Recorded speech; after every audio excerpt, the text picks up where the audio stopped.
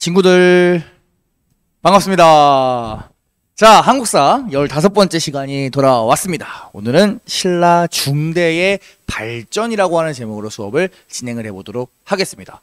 자, 우리가 지난 시간에 공부를 하기에 이제 삼국시대가 끝이 나고 신라의 통일 전쟁을 통해서 백제가 멸망하고 고구려가 멸망을 하면서 남쪽에는 이른바 통일신라가 들어섰다, 이렇게 얘기를 했습니다. 그리고 이제 북쪽에는 우리가 다음 시간에 공부를 하겠지만 고구려를 계승했던 발해가 들어서게 되는데, 그래서 우리는 삼국시대에서 이제는 남쪽이랑 북쪽의 나라가 있는 이른바 남무국 시대로 시대가 전환되었다, 뭐 이렇게 여러분들이 이해를 할 수 있을 것 같습니다. 그 중에 발해는 우리가 좀 다음 시간으로 미뤄두고, 오늘은 그럼 통일을 하고 나서의 신라에서는 어떤 일들이 있었나, 이 얘기를 한번 공부를 해보도록 하겠습니다. 크게 왕 3명을 공부를 할 건데요. 처음에 신라의 삼국 통일을 시작했었던 태종 무열왕, 본명은 김춘추죠. 우리가 지난 시간에 공부를 했던. 그 다음에 이제 김춘추의 아들이었던 문무왕, 삼국 통일을 완성했고요. 그리고 그 다음에 문무왕의 뒤를 이어서 왕에 올랐고요. 통일을 했으니까 이제 통일한 나라의 통치 제도를 정비를 해야겠죠. 그걸 정비했던 왕이 바로 신문왕인데, 그에 대해서도 공부를 해보도록 하겠습니다.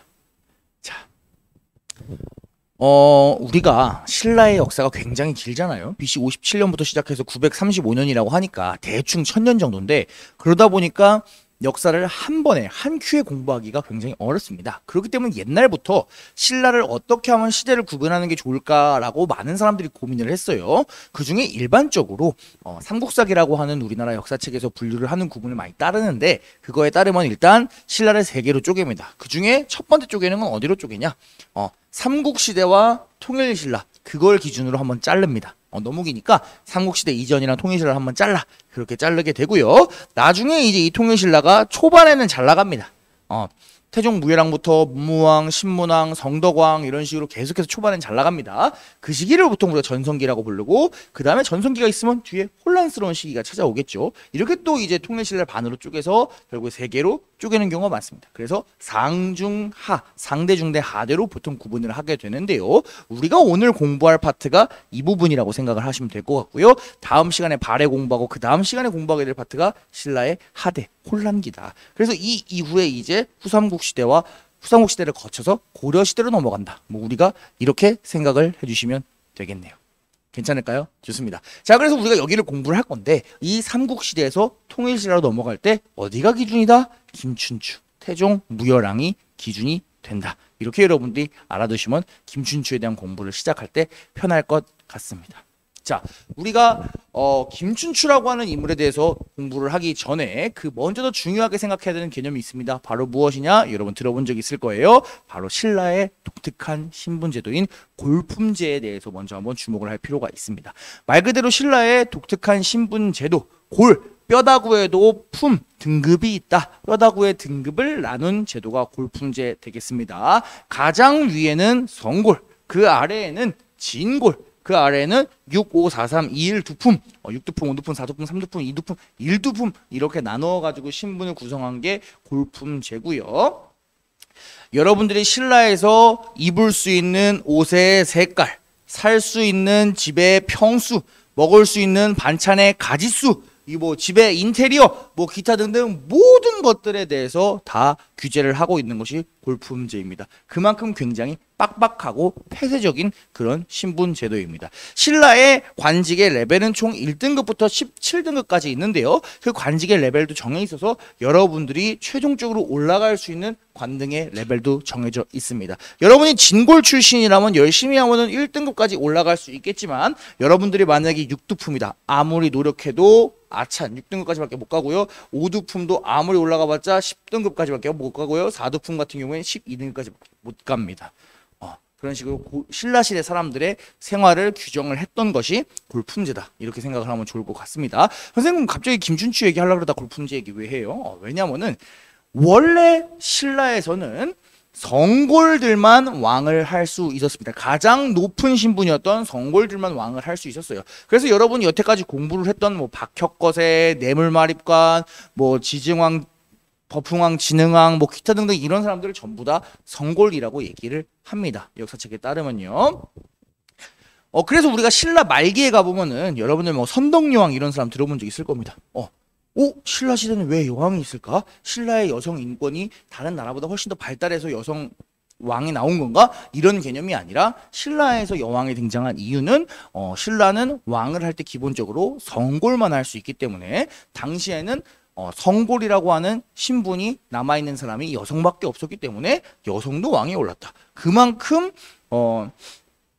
굉장히 골프 문제가 중요한 나라였다. 뭐 이렇게 여러분들이 생각을 해주시면 좋을 것 같습니다.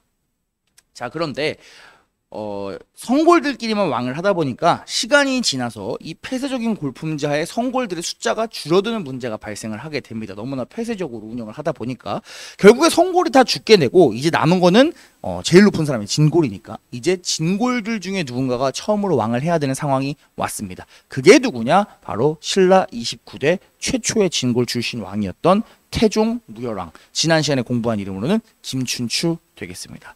뭐 김춘추야 왕이 되기 이전에도 워낙 많은 정치적인 그런 뭐 외교 활동이나 정치 활동이나 이런 것들을 했고요. 그 다음에 김춘추랑 또 가족 관계로서 혼인 관계로 맺어져 있는 사람이 누구였어?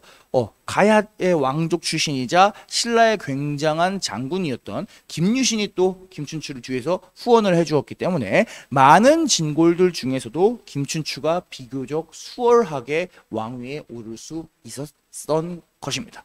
자, 그래서 우리는 오늘 이제 김춘추부터 한번 시작을 해보도록 하겠습니다. 김춘추 첫째 일단 최초의 진골 출신 왕이고요. 삼국통일을 시작을 했습니다. 여러분 지난 시간에 기억나겠지만 나당 연합을 성공시키고요. 백제를 멸망시켰던 왕 역시 김춘추 되겠습니다. 하지만 삼국통일이 완성되는 걸 보고 죽지는 못합니다. 백제가 멸망되고 나서 얼마 지나지 않아서 이제 김춘추가 사망을 하게 되고요. 그 뒤에는 이제 김춘추의 아들이었던 문무왕이 왕위에 오르죠. 자, 여러분은 이렇게 생각을 해야 돼요. 김춘추 했을 때 무조건 업적을 외우려고 하지 말고요. 자, 김춘추는 왕권 강화랑 연결되어 있는 일들 많습니다. 자, 왜 김춘추는 왕권을 강화해야 되냐 이렇게 생각을 해보세요. 원래 여태까지 신라의 왕들은 전부 다 성골이었습니다. 자, 그런데 어느 날 성공들이 다 죽고 이게 진골 중에 왕이 돼야 되는 거예요. 그래서 김춘추가 처음으로 진골 출신 왕이 됐어.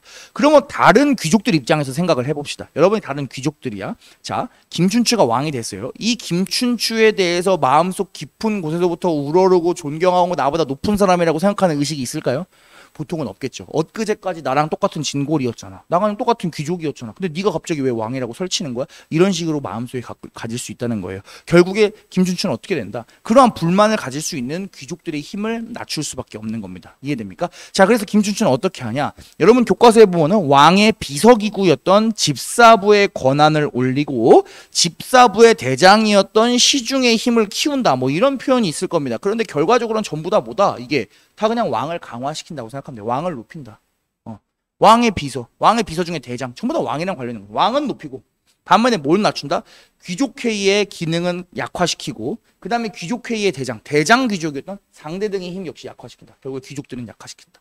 왕은 올리고 귀족은 약화시킨다. 왜? 자기가 진골 출신 왕이잖아요. 진골 출신들이 만약에 또 개기게 되면은 김춘추 입장에서는 왕권의 심각한 위기를 초래하기 때문에 그러한 일들을 했던 겁니다. 여러분들 이해를 할 수 있어야 합니다. 자, 이 왕과 귀족의 권력 다툼이 사실 신라에서 굉장히 중요합니다. 통일 신라에서. 만약에 왕이 효과적으로 진골 귀족들을 억누를 수 있다고 칩시다. 그러면은 신라의 통치는 안정화되고요.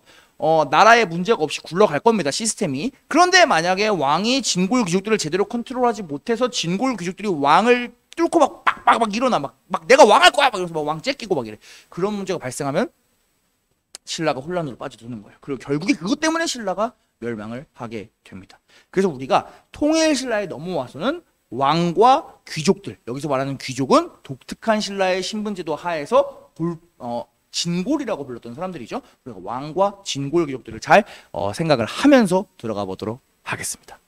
자, 김춘추의 아들은 문무왕이라고 불렀습니다. 문무왕 삼국통일을 완성하는 데 드디어 성공을 합니다. 고구려를 멸망시켰고요. 나당전쟁에서 당나라의 군대를 당나라로 몰아내는 데까지 성공을 했던 사람이 문무왕입니다. 그래서 보통 삼국통일을 시작했다라고 그러면 무열왕을 얘기를 하고요. 삼국통일을 완성했다라고 얘기를 하면은 보통은 문무왕을 이야기를 합니다. 여러분 잘 기억을 해주시기 바랍니다. 또 문무왕 같은 경우에는 여러분 교과서에는 잘 나와 있지 않지만 특별한 게 있어가지고 선생님이 또 간단히 소개를 시켜주자면은 문무왕은 문무왕은 무덤이 굉장히 특이하게 생겼습니다. 자, 문무왕의 무덤 어떻게 볼까요? 문무왕 무덤이 바다 위에 있죠. 바다 위에 이렇게 섬처럼 돌멩이가 되어 있는데 아마 이런 무덤은 본 적이 없을 거예요, 여러분. 그죠? 문무왕은 전설에 한번 읽어보도록 하겠습니다. 자, 문무대왕이 나라를 다스린 지 21년 만에 돌아가시니 유언에 따라 동해 가운데에 있는 큰 바위에 장례를 치루었다. 왕이 평소에 항상 말하기를 짐이 죽은 뒤에는 나라를 지키는 용이 되어 신라를 수호하고자 한다. 그래서 문무왕은 죽어서 용이 되었다라고 하는 전설이 있습니다. 그래가지고 신라 여러분 경주 앞바다에 가보면 실제로 문무왕을 장례 치루었다라고 하는 전설이 내려오고 있는 문무대왕릉 혹은 대왕암이라고 하는 바위가 있습니다. 여기 앞에 가보면은 되게 신기하고 재밌습니다. 여러분들 나중에 기회가 되면 꼭 경주 놀러 갔을 때 경주 앞바다 간포라고 하거든요. 그 지역에 가서 한번 또 문무왕을 한번 또 만나보면 좋을 것 같아요. 이 바다 앞에 가면은 실제로 그 용이 됐으니까 용이 된 왕의 기운을 받으려고 막 이렇게 뭐라 그럴까 막 제사 지내고 무당 같은 사람들 있고 막 그런 경우도 있어서 되게 흥미롭고 선생님 같은 경우에는 뭔가 이게 천년 전 신라의 그런 건데 아직까지 이런 것들이 남아가지고 생명력이 있구나 이런 것들을 느낄 수 있어서 개인적으로는 되게 재밌는 경험인데 여러분들 기회가 되면 한번 방문해 보시길 바랍니다. 자, 어쨌든지 간에 삼국통일을 완성하고 죽어서는 드래곤이 되었던 문무왕. 자, 다음에 올 왕이 바로 신문왕입니다. 신문왕의 업적을 여러 가지를 공부를 할 건데 오늘 수업의 사실상 포인트라고 생각을 하면 돼요. 통일 신라의 통치 체제를 약간 완성했다라고 해야 될까요? 정비했다라고 할 수 있는 사람이 신문왕입니다. 잘 기억을 해주세요. 중요 포인트는 왕권 강화와 민족 통합이라고 선생님이 잡아놨는데 한번 이따가 들어오면서 잘 체크를 해보도록 하겠습니다. 자, 제일 첫 번째 무엇을 했냐? 신문왕 관료전을 지급을 합니다. 관료전은 쉽게 얘기하면 관료들에게 준 밭전이니까 땅이겠지요.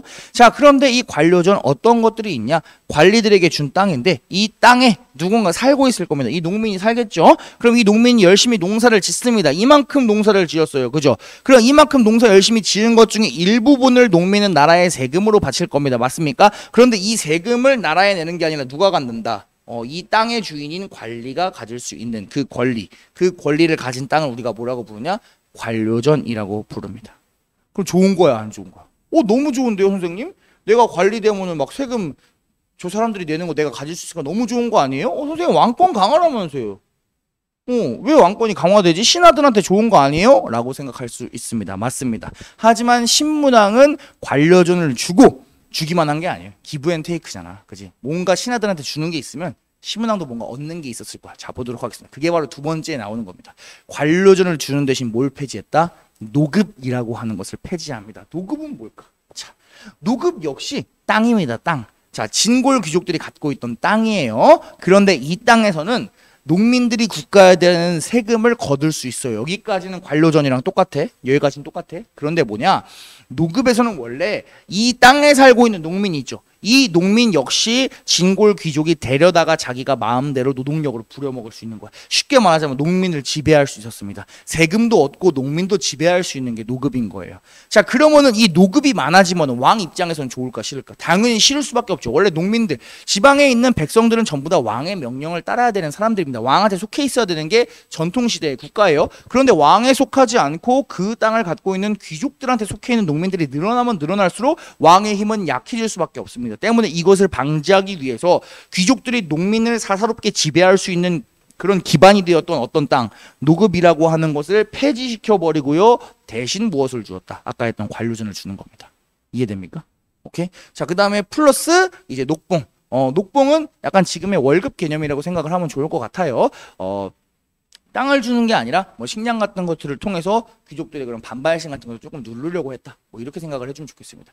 결과적으로 정리를 하자면은 뭐다? 노급을 폐지하고 관료전을 지급을 함으로써 진골 귀족들이 농민에 대한 지배를 할 수 없게 만들고 그 고리를 끊어냄으로써 왕권을 강화하려고 시도했다. 이게 신문왕의 가장 어려운 핵심 포인트가 되겠습니다. 노급과 관료전의 차이, 세금이냐 아니면 세금 플러스 노동력이냐 이런 포인트도 여러분 잘 기억을 해주시기 바랍니다. 좋습니다. 넘어가 보도록 하겠습니다. 자, 세 번째로 국학을 설립을 합니다. 우리 나라에서 뭔가 위기 상황이 닥쳤거나 아니면 통치 체제를 정비하면서 새로운 인재를 등용할 필요가 있을 때 국립교육기관을 세우는 것은 굉장히 일상적인 일이었습니다. 여러분 고구려 같은 경우에 소수림 왕이 고국 원왕 당시의 위기를 극복하기 위해서 국립교육기관이었던 태학을 설립했다는 거 전부 다 학기 초에 많이 공부를 했었지요. 그런 것처럼 신문왕 때는 역시 국가교육기관이었던 국학을 설립을 하게 되고 이 국학에서 무엇을 가르치냐? 충이나 효 같은 그런 유교 내용들에 대해서 많이 교육을 실시하게 됩니다. 왜 그럼 충 같은 건 뭐야? 유교의 핵심 가르침이 뭡니까? 충성하는 거죠. 왕에게 충성하라는 가르침을 받게 된 인재들 당연히 왕에게 충성하겠죠. 그럼 왕권을 보좌할 수 있는 그러한 힘들이 생기게 되는 겁니다. 누구를 인재를 많이 등용을 했냐? 육두품 관리를 등용했겠죠. 선생님 왜 육두품일까요 하필? 잘 생각을 해보세요. 자, 성골은 이제 없습니다. 그죠? 성골은 아예 없죠. 다 죽었다 그랬죠. 자, 왕도 진골이고 그 위에 귀족들 진골입니다. 이 진골 귀족들이 문제예요. 사사건건 왕을 위협을 할 수 있는 존재들이죠. 자, 그렇기 때문에 진골 귀족이 아니라 진골보다는 살짝 아래지만 나름 상급 귀족이었던 육두품을 등용을 해가지고 진골을 어떻게 한다? 견제하고 왕권을 보좌할 수 있게 만든다라고 하는 것이 국학의 개념이 되겠습니다. 넘어가도록 하겠습니다. 자, 네 번째. 신라 땅이 많이 넓어졌네요. 그죠? 자, 그런데 이 넓어진 땅을 총 9개의 주로 나누었습니다. 마치 지금의 8개의 도 같은 거예요. 자, 그런데 딱 보니까 옛날 고구려 땅에 1, 2, 3, 옛날 신라 땅에 1, 2, 3, 옛날 백제 땅에 1, 2, 3, 딱 333 3개씩 줄을 설치를 했습니다. 만약에 신라만 강하게 지원하고 나머지에 대해서는 조금 차별했다면 이렇게 333으로 나누지 않았을 거예요. 하지만 신라가 고구려 백제 신라 땅에 각각 333을 설치를 했다라고 하는 것에서 우리는 이 지방의 구주가 신라가 이 다른 민족을 차별하지 않고 통합하려고 하는 민족 통합을 꾀했구나라고 이해를 할 수 있다라고 보통은 평가를 합니다. 자, 다른 것도 보도록 하겠습니다. 자, 신라가 통일을 하고 나니까 문제가 뭐냐? 신라의 수도였던 경주가 너무 남동쪽에 처박혀 있습니다. 맞죠? 그렇기 때문에 지방을 국토의 균형 발전을 위해서 지방에다가 총 5개의 작은 서울, 5소경 5개의 작은 서울을 설치를 하게 되는 겁니다. 1개, 2개, 3개, 4개, 5개. 그래서 치우쳐져 있는 지방에 치우쳐져 있는 경주 1개를 극복하고자 노력했던 것이 5소경 되겠습니다. 자, 그 다음에 신라의 중앙군, 중앙에도 군대가 있겠죠. 이 중앙군에 신라인들만 가입시킨 게 아니라 신라, 고구려, 백제, 심지어는 말갈 사람들까지 모두 다 융합하는 모습을 보여주어서 모두가 차별 없이 들어올 수 있게 하는 모습을 통해서 우리는 신라가 어떻다? 신라 애들 상당히 민족 통합을 중요하게 생각했는데 이렇게 우리가 이해할 수 있게 되겠습니다. 자, 이 정도까지 하면 여러분 교과서에 있는 6가지 신문왕의 업적을 정리를 했는데 선생님이 한 가지 더 추가를 해보자면 선생님은 만파식적 설화가 얘기를 하고 싶습니다. 만파식적이 무엇이냐? 바로 신라에 전해져 내려오는 마법의 피리 이야기입니다. 그 얘기를 한번 읽어보도록 하겠습니다. 682년 동해에 작은 산 하나가 물에 떠서 감은사를 향해 다가오니 신문왕이 이를 이상하게 생각해 배를 타고 그 산에 들어갔다. 갑자기 용 한 마리가 나타나 말했다. 대왕님의 아버지께서는 바닷속에 큰 용이 되셔서 저를 보내셨습니다. 대왕께서 이 산에 대나무를 가지고 피리를 만들어 불면 천하가 평화로울 것입니다. 왕이 돌아와 그 대나무로 피리를 만들었다. 이 피리를 불면 쳐들어온 적은 물러가고 전염병이 나면 전염병이 나고 가뭄이 나면 비가 오고 장마가 나면 날씨가 개고 바람이 불면 바람이 멈추고 물결이 치면 물결이 평온해졌다. 이를 만파식적이라고 부르고 나라의 보물로 삼았다. 이런 이야기가 전해져 내려옵니다. 자, 신문왕의 아빠가 바로 방금 공부했던 문무왕이었죠. 죽어서 드래곤이 됐습니다. 자, 그 드래곤이 보낸 어떠한 작은 드래곤이 다른 용이 나타나가지고 대나무를 주면서 피리를 만들어라. 그래서 그 피리를 만들었더니 그 피리가 마법의 피리여가지고 피리를 뿅 불기만 하면은 적이 도망가고 막 날씨가 개고 전염병이 났고 엄청나게 좋은 그런 피리가 있었다. 뭐 이런 설화가 내려져 오고 있습니다. 아니 선생님, 이게 옛날 그냥 전설인데 이게 뭐가 중요하죠? 왜 말씀하시는 거예요? 선생님이 얘기하고 싶은 거는 그래 이 전설의 피리. 근데 이 전설의 피리의 효과가 어떻습니까? 지금 모든 것들을 왕이 피리만 불면 한 번에 해결할 수 있다 이런 거잖아요. 그러면 그만큼 뭐다? 왕이 할 수 있는 일이 많다. 왕이 전지전능하다. 왕의 능력이 대단하다. 이런 것들이 어느 정도 반영돼 있다라고 우리가 이해를 할 수 있다라는 거예요. 그래서 그만큼 뭐다? 신문왕 때는 할아버지인 김춘추, 그 다음에 문무왕, 그 다음에 신문왕을 거치면서 신라, 통일신라가 된 그 초창기에 신라 중대의 정치가 상당히 체제를 갖추고 안정화되어 갔다라고 하는 것을 마지막에 딱 상징할 수 있는 게 만파식적 설화이기 때문에 마지막에 설명을 하게 되었습니다. 그래서 아까 얘기했던 문무왕의 그 드래곤 된 이야기랑 만파식적 이야기도 같이 알아두면 좋을 것 같습니다. 자, 오늘 배운 내용 정리하도록 하겠습니다. 신라 중대 통일신라로 넘어오고 나서 신라의 전성기에 해당되는 부분을 우리가 이제 중대라고 불렀었죠. 자, 골품 제도를 잘 이해해야지만 우리가 김춘추가 최초의 진골 출신 왕이고 왜 그렇게 왕권 강화에 힘을 썼는지를 이해를 할 수 있을 겁니다. 문무왕 때 삼국 통일을 완성을 했고요. 신문왕 때는 여러 가지 통치 체제를 정비를 했는데 왕권 강화하고요. 귀족은 약화시키고 플러스 그다음에 우리가 뭐 민족 통합 이 정도 우리가 같이 이해를 해주면은 깔끔하게 글씨 되게 못 썼네요. 깔끔하게 마무리할 수 있을 것 같습니다. 좋습니다. 수고 많았고요. 16강에는 발해의 역사로 돌아오도록 하겠습니다. 친구들 그럼 수고 많았고요. 다음 시간에 만납시다. 여러분 안녕.